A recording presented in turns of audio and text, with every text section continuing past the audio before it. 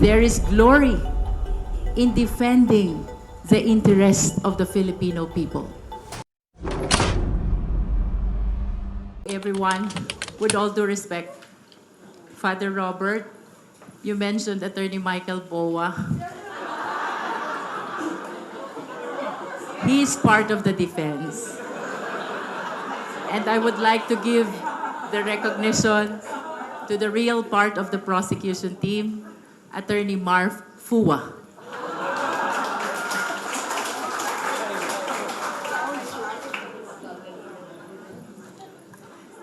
To all our priests, to our prayer warriors, to our brothers and sisters in this parish, hindi po madali ang tumayo sa harap ng impeachment court. Hindi po madali na balikan lahat ng aming pag-aaral during our college days. Hindi po madali na maging sentro ng iba't ibang opinyon kaugnay ng impeachment process na ito.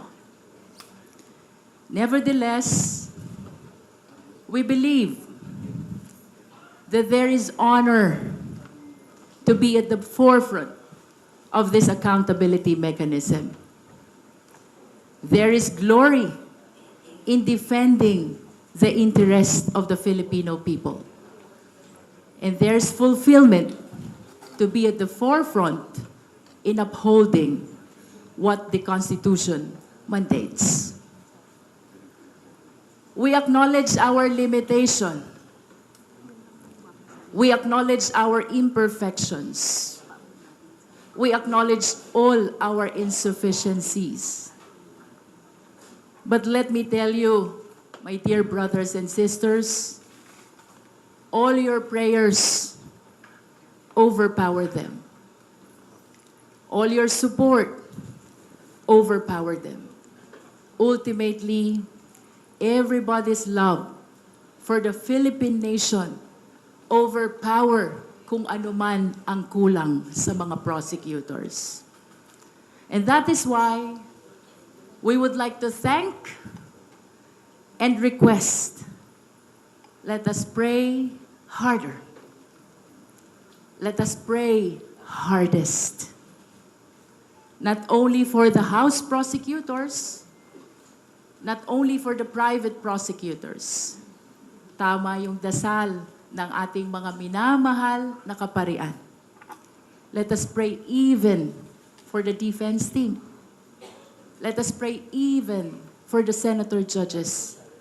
Let us pray for the entire Philippine nation.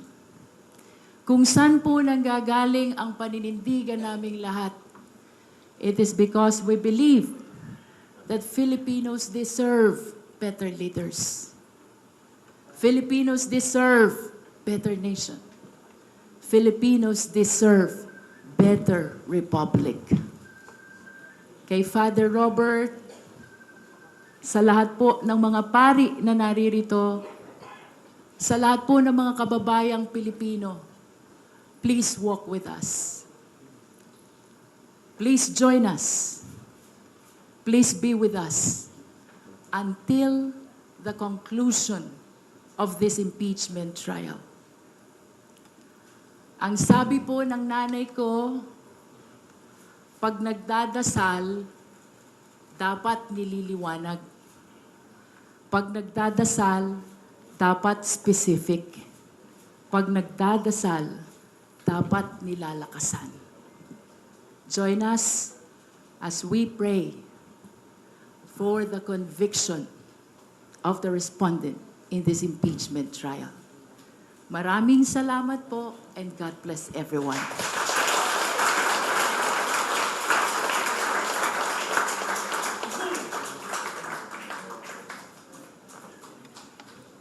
May I now request our prosecution team, public and private, to please stand in one row, in one line here. May I request all the priests to stand in front of them in one line. We shall now bless them. There will be 3 prayer leaders, while the priests extend their hands. Laila, about face. Kindly face the altar, our prosecution team. About face po. Fathers, please extend your hands over them. And we will now we may now request the three priests who will say a prayer over our prosecution team, public and private.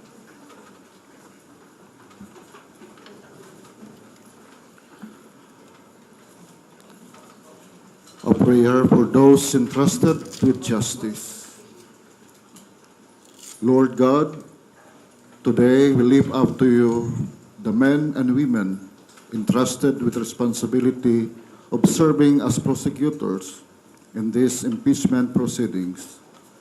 You know their hearts, their hopes, their fears, and the weights they carry. As they stand before the nation, remind them that they first stand before you. Give them clear minds to seek the truth and honest hearts that cannot be swayed by power, influence, or fear. When pressure is great, help them remain steady. When the path is unclear, grant them wisdom. When they grow weary, give them strength. Keep them faithful to their oath, faithful to the Constitution, and faithful to the truth they discover in good conscience. May every word they speak be measured with care, and every decision be guided by justice. May they never forget that public office is a public trust, and that every trust is ultimately accountable to you. We pray also for their families, be their peace and their protection in these difficult days. Lord, we do not ask that one side should win. We ask that the truth be known. We ask that justice be done. And we ask that whatever the outcome, our nation may grow in truth, in justice, and in respect for the rule of law, heal what divides us, and teach us again to seek the common good before our own interest. Send your Holy Spirit to guide them in every step they take. May the Blessed Virgin Mary, Mother of Good Counsel, watch over them and pray for them. May your blessing rest upon them today and always, through Christ our Lord.